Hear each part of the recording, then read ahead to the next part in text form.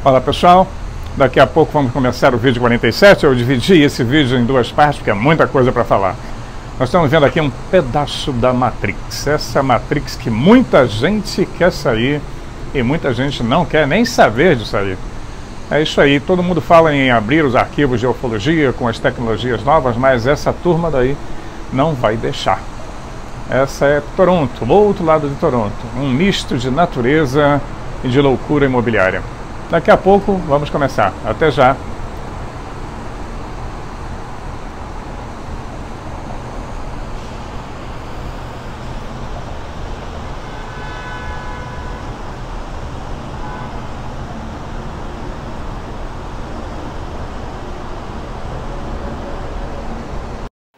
Olá, estamos aqui de volta.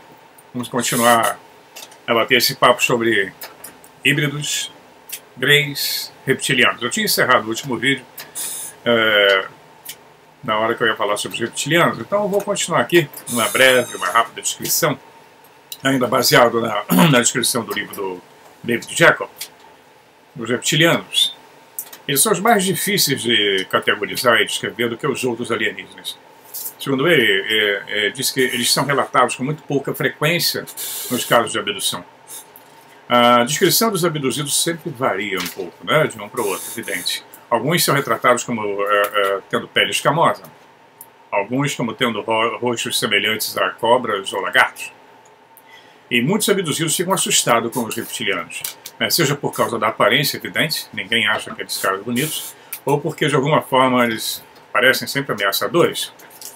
Os reptilianos são sempre mais ameaçadores do que os outros alienígenas, segundo a descrição. E é uma questão em aberto, né? Como ele coloca bem claro no livro dele. Embora alguns abduzidos digam que esses reptilianos sejam mentalmente mais agressivos, né? Isso aí a gente tem que levar em conta que há uma associação de milhares de anos colocando os reptilianos como agressivos. As serpentes, são os lagartos, são os répteis, de um modo geral.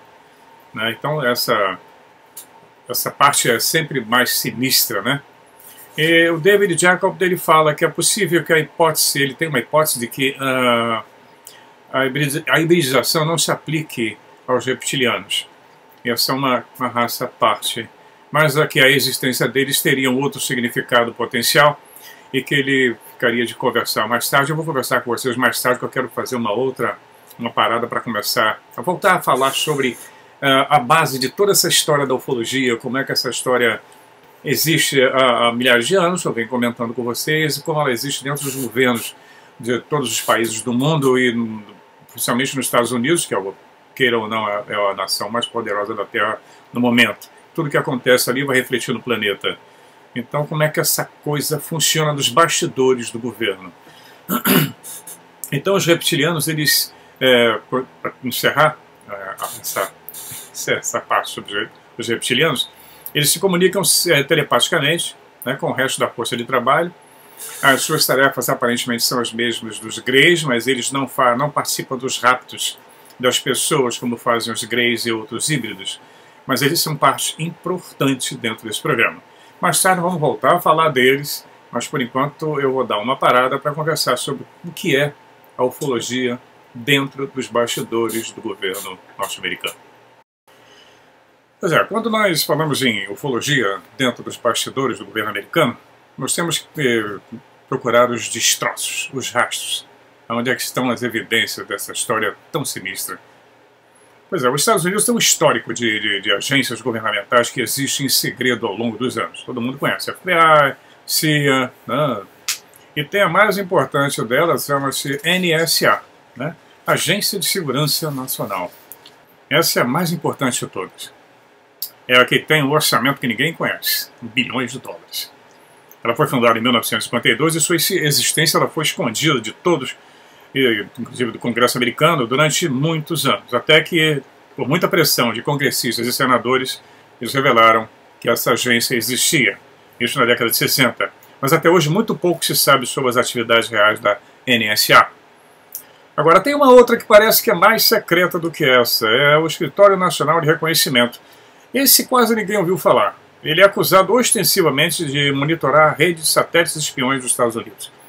Os Estados Unidos lançam foguetes o tempo todo estão lançando foguetes ao espaço, lançando satélites, aparentemente satélites meteorológicos, satélites de observação de não sei o quê, de pesquisas na atmosfera, pesquisa no espaço, mas na verdade tem uma rede complexa de satélites militares em órbita. Essa agência que trabalha com o monitoramento desses satélites, né?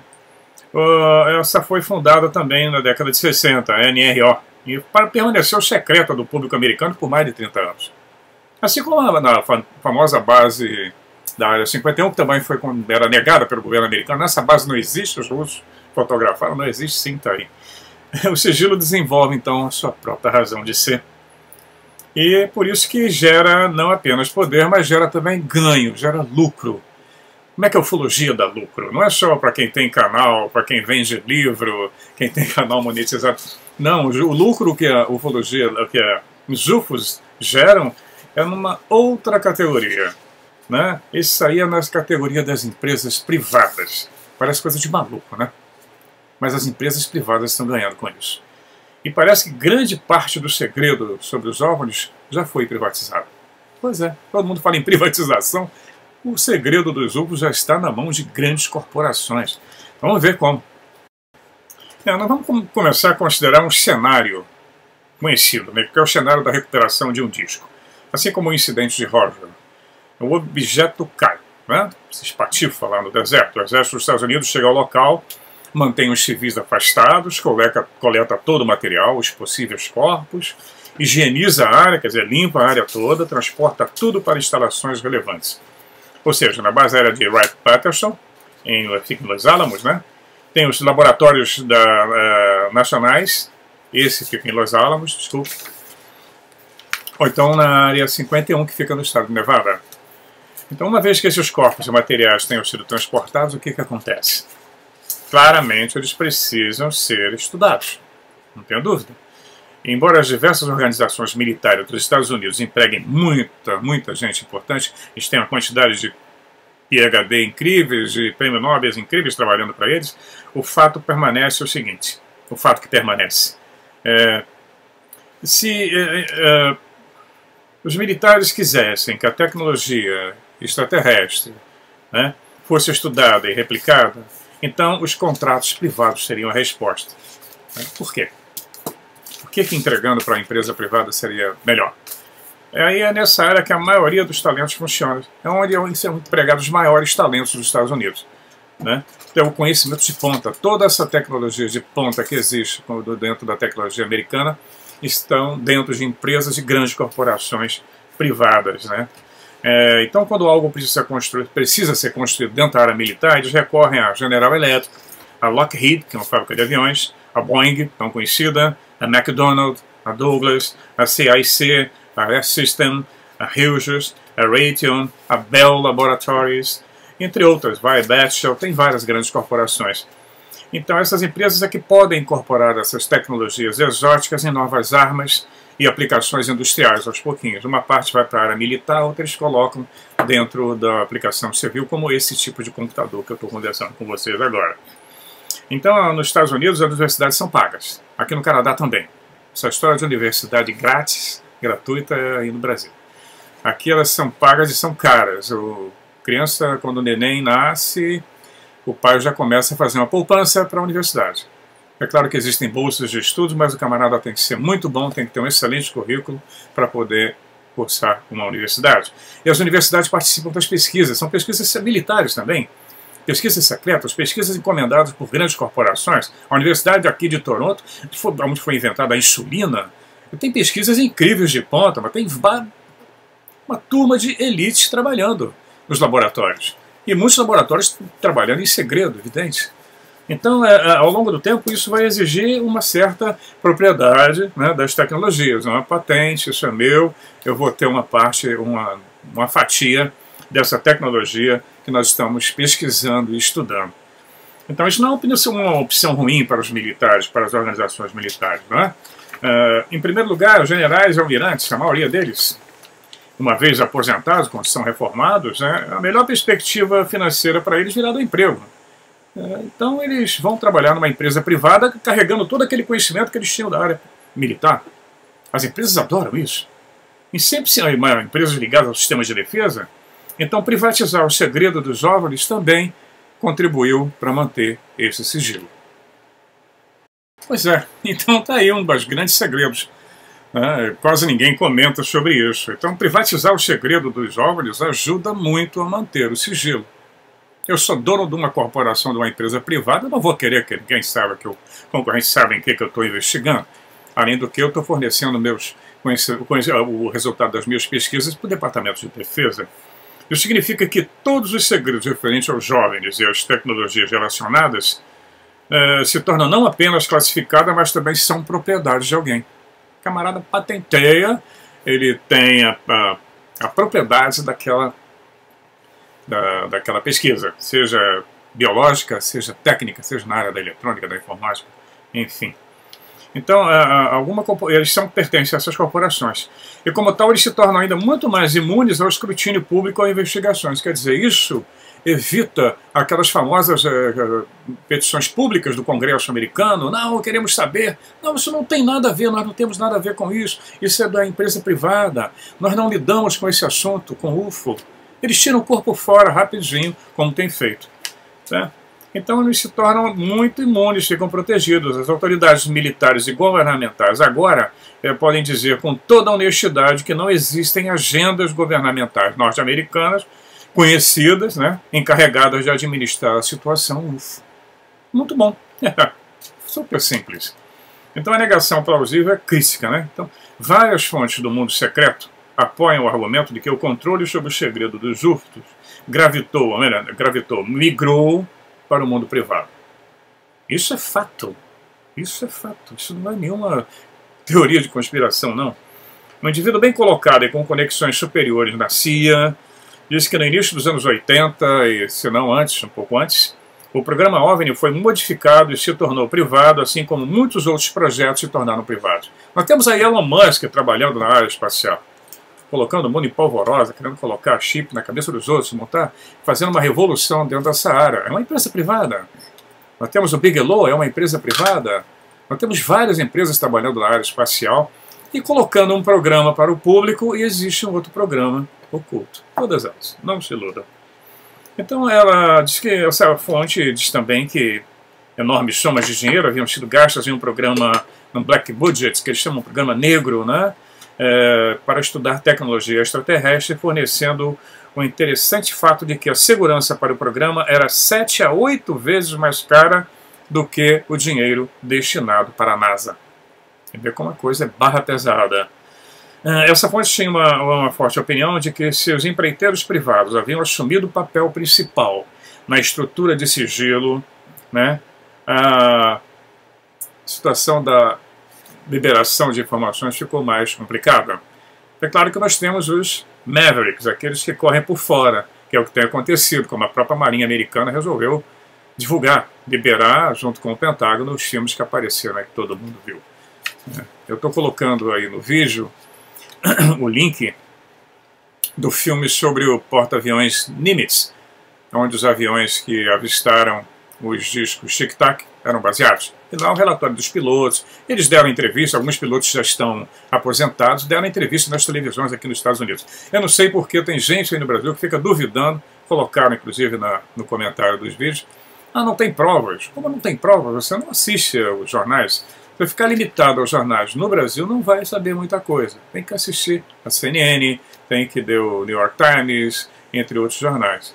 O BBC. Saem todos os jornais aqui no Canadá, os jornais de esquerda, os jornais de direita, independente.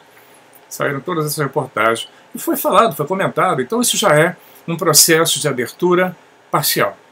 A abertura está sendo feita aos poucos, porque nem o governo americano, nem essas empresas, essas grandes corporações vão poder manter esse segredo por muito tempo. Está começando a vazar e vazando rápido. E nós vamos ver cada vez mais, a cada ano nós temos surpresas. Então existe essa agenda de liberação, mas é uma agenda parcial. Ela não será impactante, como todo mundo esperava. Bom, nesse sentido, nós temos uma história muito interessante, que é a história do vice-almirante Thomas R. Wilson, que foi no final dos anos 90, o Wilson era chefe de inteligência do Estado-Maior dos Estados Unidos. É uma posição bem conhecida como J2. Né? Em 1997, o investigador de OVNIs, Dr. Steven Greer, conhecido por todo mundo que participa dos grupos ufológicos, o Steven Greer tem vários grupos, era famoso, dá entrevistas, conferências, tem o famoso avistamento no deserto, onde ele convoca todo mundo. Enfim, já mandou petições incríveis para o Congresso americano, pedindo a liberação de documentos, liberação de informações, etc. Então, o Dr. Steven Greer e o astronauta da Apollo 14, Dr. Edgar Mitchell, obtiveram uma audiência com Wilson, foi esse almirante, né? Vice-almirante Thomas R. Wilson. Os dois expressaram a sua preocupação com a natureza desonesta de certos programas de acesso especial ligados ao estudo da tecnologia alienígena. Isso já está sendo discutido abertamente. Não estou perguntando se existe, não. Eles estão querendo acesso a isso. Então, a preocupação com relação a esse programa era dominada não pelo pessoal do governo, eles descobriram mais por contratos privados. Isso lá em 1997.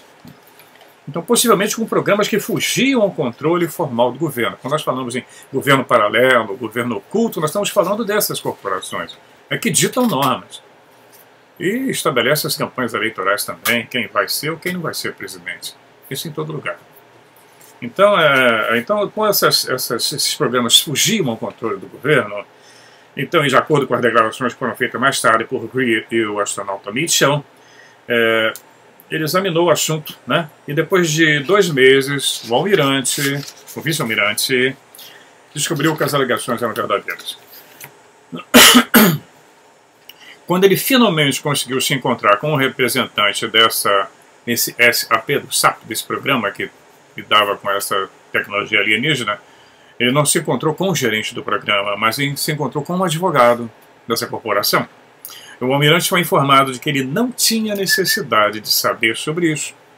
Na verdade, a única razão pela qual ele foi recebido por esse advogado numa reunião foi para determinar como é que ele aprendeu e como é que ele descobriu sobre esse programa.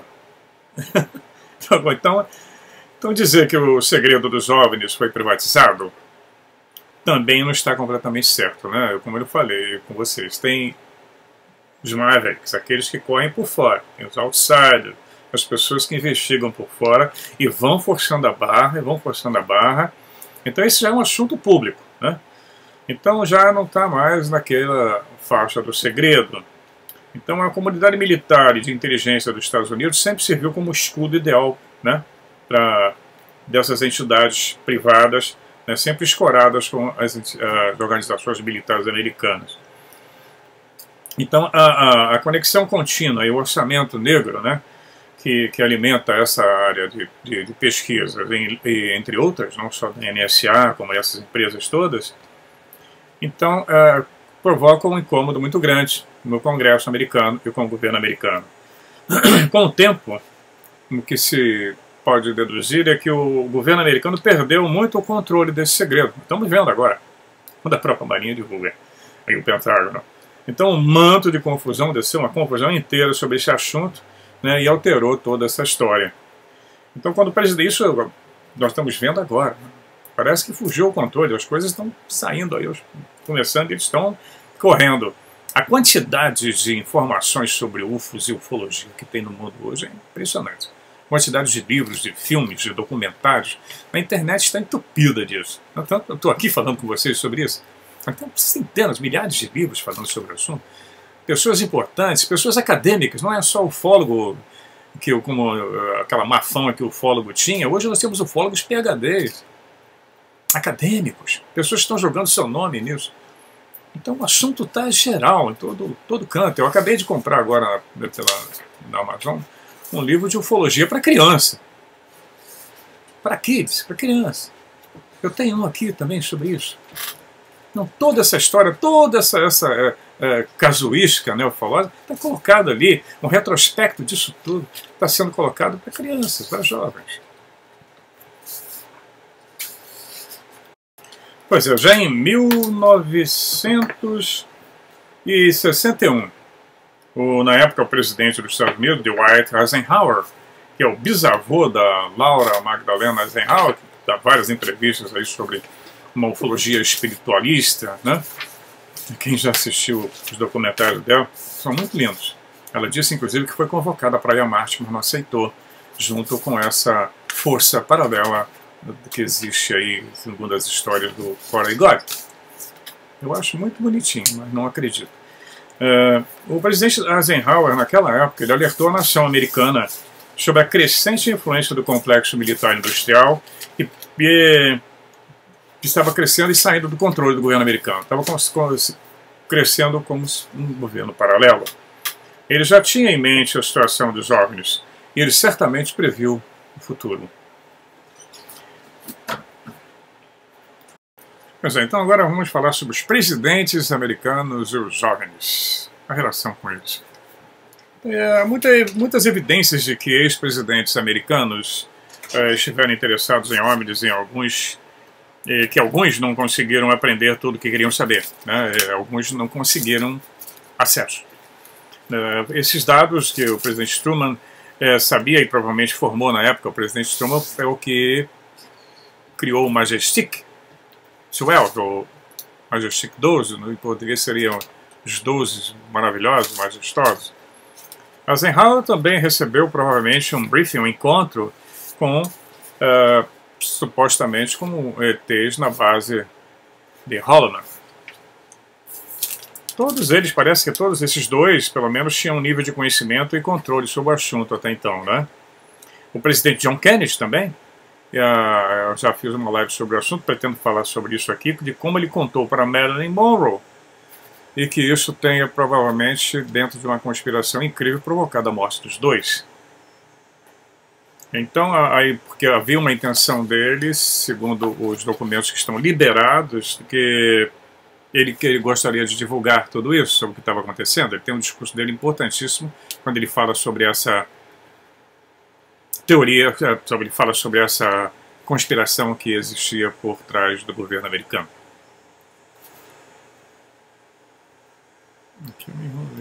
Bom, Lyndon Johnson não teria tido muito interesse, ele está mais interessado na guerra do Vietnã. Ele passou essa responsabilidade ao vice-presidente Hubert Humphrey. O presidente Richard Nixon provavelmente tinha conhecimento. Ele tem uma história de que em fevereiro de 1973 teria levado um amigo dele, um amigo íntimo, o comediante Jackson Gleason, a um passeio na Flórida, mostrando então corpos de alienígenas na base aérea de Homestead. História incrível. Mas tem aí muito mais coisa. Muito mais do que a gente pode imaginar. Agora o presidente Gerald Ford.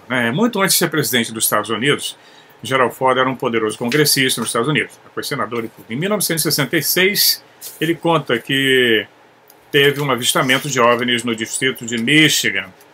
E ele pediu, inclusive, na época, ao Congresso americano uma investigação sobre isso. Ele disse, palavras dele, né, que com a firme convicção de que o público americano merece uma explicação melhor do que foi dada até agora pela Força Aérea. Eu recomendo vivamente que haja uma investigação do comitê sobre o fenômeno UFO.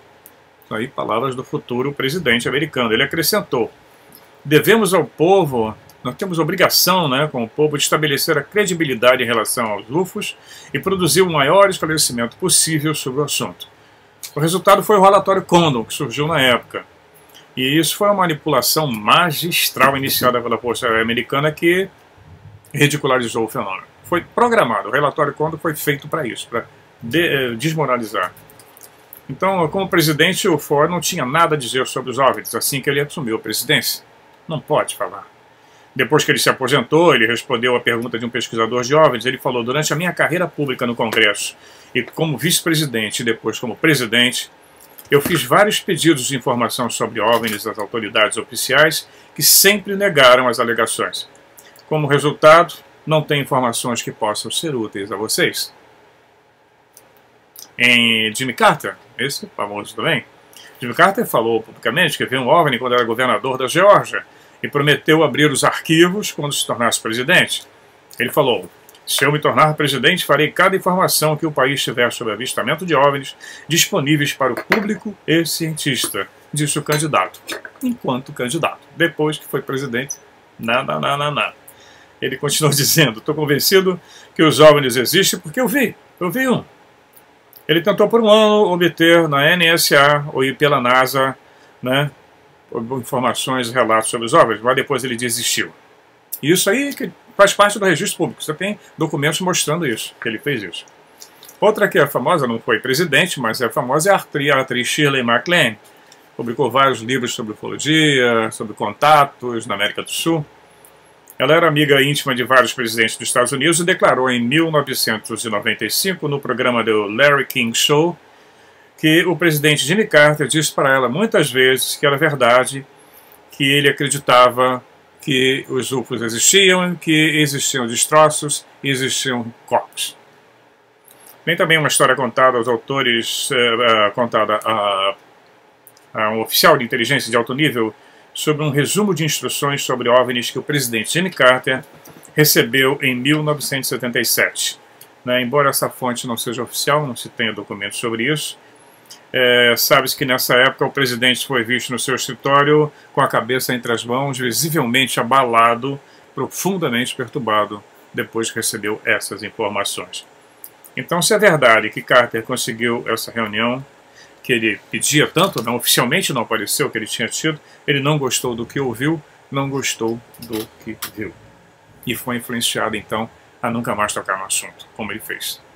Ronald Reagan. Pois é, Ronald Reagan não só viu um OVNI quando governador da Califórnia, mas teve também uma perseguição do seu piloto. Ele estava no avião dele, e o piloto viu, assistiu também junto com ele.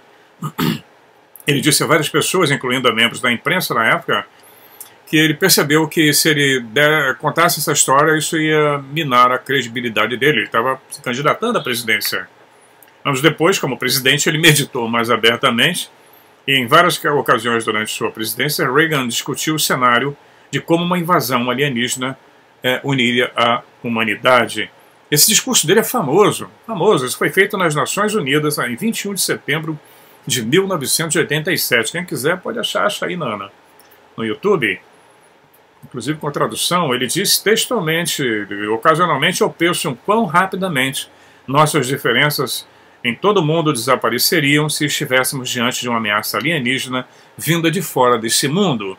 Ele encerra dizendo: eu pergunto, será que essa força alienígena já não está entre nós? É um presidente americano falando isso para o mundo inteiro. E muita gente fala: não tem, é balela, é conversa fiada. Não é conversa, tem que prestar atenção. Tem que prestar atenção no que está em volta. Tem alguma coisa acontecendo em volta. Tem alguma coisa acontecendo muito grave e muito importante. Mas se você vê, a maioria das pessoas preferem continuar dentro do seu pequeno universo, isoladas de tudo. Não quero saber, não quero saber nada desse assunto. E a coisa está acontecendo. Pois bem, quando do lançamento do filme E.T., né, do Steven Spielberg, a primeira sessão foi feita na Casa Branca, Reagan estava lá, foi em homenagem. Nessa exibição na Casa Branca, ele virou para o Spielberg e disse: você sabia que existem 6 pessoas nessa sala que sabem o quanto isso é verdade? Muito bem, chegamos no Bush, George W. Bush, né, um homem com conexões de longa data com o mundo da inteligência, o diretor da CIA. Ele dirigiu a CIA por um ano sob o comando do presidente Ford. Acredita-se que ele tenha conhecido muito sobre os OVNIs. E enquanto fazia campanha para a presidência em 1988, ele foi encurralado por um pesquisador de OVNIs chamado Charles Hoover. Lá, como presidente, ele teria que ficar com a boca fechada. Embora houvesse alegações que em 1990 ele iria colocar alguma coisa ao público, isso foi interrompido, pois aconteceu nessa época um golpe na União Soviética. Um golpe abortado, um golpe de Estado. Então, naquele verão, um pouco depois de se tornar presidente, Bill Clinton instruiu seu amigo Webster Hubbell, a quem ele colocou como procurador-geral, né, a investigar e informar sobre 2 coisas. Ele incumbiu esse cidadão Hubbell, né, para investigar 2 assuntos assim que ele assumiu a presidência. Um era quem matou Kennedy. O outro era: os OVNIs são reais? Bom, de acordo com Hubbell, ele não encontrou as respostas, embora nós sabemos hoje que o cargo dele foi muito breve. Logo ele foi retirado do cargo. Bem, George W. Bush construiu uma administração que se orgulhava do sigilo. mas é bem possível que ele nunca tenha sido totalmente informado sobre esse assunto. Pelo menos isso está de acordo com um alto funcionário da inteligência, que falou sobre a condição de anonimato, é claro, e que diz que uma especulação razoável é que seu vice-presidente, o Dick Cheney, tenha tido essa autorização. No início do governo Bush, o vice-presidente Dick Cheney apareceu como convidado no programa de rádio de Diane Ham, PBS, do Grant Cameron. É um pesquisador canadense de ufologia, especializado em política presidencial também. Ele teve a sorte de ser o primeiro visitante, primeiro entrevistador. Cameron perguntou a Cheney se ele já havia sido informado sobre OVNIs enquanto ele estava no governo. E Cheney respondeu: bem, se eu tivesse sido informado sobre isso, eu tenho certeza que provavelmente foi classificado e eu não poderia falar sobre isso. Todos eles tiveram, de uma forma ou de outra, contato com esse assunto. Então não é um assunto rasteirinho, não é uma bobagem. Nós estamos falando de assunto sério. O presidente Barack Obama, vamos aí, chegamos no Obama. Bom, Obama não quis saber de nada, Obama só queria fazer guerra. Foram 7 durante os 2 mandatos dele, considerado um dos piores governos da história dos Estados Unidos. Doa quem doer. Ele evitou discutir esse assunto em público. Pelo menos ele não dava nenhuma credibilidade ao assunto. E quando perguntado sobre o assunto durante a campanha presidencial em 2008, ele tinha acabado de ver o seu rival, o congressista Dennis Kucinich, né, que admitiu que havia visto um OVNI. O Obama desdenhou com humor. Eu não sei, eu não pretendo saber, o que eu sei é que existe vida aqui na Terra e que nós não estamos atendendo a vida aqui na Terra. Não estamos cuidando das crianças, não estamos cuidando dos idosos, e como presidente eu atenderei essas pessoas primeiro. Na verdade, não atendeu coisa nenhuma, porque os Estados Unidos caiu economicamente de uma forma incrível durante o governo dele. Eu moro aqui perto, de vez em quando nos Estados Unidos, eu vejo os resultados da administração Obama ainda até hoje. Foi terrível. Então nós vemos aí que alguns presidentes foram informados, outros não, e outros não se interessaram, ou por instrução, né, do governo oculto, desse poder paralelo, ou que realmente não se interessavam, eram apenas bonecos, eram marionetes que estavam ali para servir. Vamos continuar a falar sobre isso. Eu vou dividir em 2 partes, porque o assunto é um pouco extenso, mas só para dar a vocês uma ideia de como o assunto é discutido, sim. É discutido pelos governantes. Tem petições, foram feitas, uma petição feita para o Obama com 17 mil assinaturas, foi enviada para que ele falasse alguma coisa, ele desdenhou completamente o assunto. E agora nós estamos sob o governo do Trump, né, vendo que o assunto já está sendo tratado de uma outra maneira. Foram milhões de documentos liberados pelo ato de liberdade de informação. Quem quiser acessar, pode acessar, está lá. São milhões de documentos. Sobre ufologia tem muita coisa. E tem gente que é profissional, escritores, jornalistas investigativos profissionais, que estão lá investigando e descobrindo coisas incríveis. Na área da ufologia, sobre o assassinato de Kennedy, também foi liberada uma quantidade enorme de documentos. Então, está havendo uma abertura, como eu falei no início. Ela é parcial, estamos preparando a nossa sociedade para que esse assunto seja gradativamente colocado ao público. Eu acho que não tem mais o que ficar discutindo. Eu já conversei lá num vídeo, não sei se no vídeo anterior. Eu não preciso ser convencido. Eu não acredito, eu sei. É bem diferente. De vez em quando eu encontro alguém que manda assista um vídeo tal no canal tal. Tem lá um debunker, tem uma pessoa contestando. Estou interessado dos céticos. Se eu fosse cético, eu não estaria aqui fazendo esse vídeo com vocês. Até já.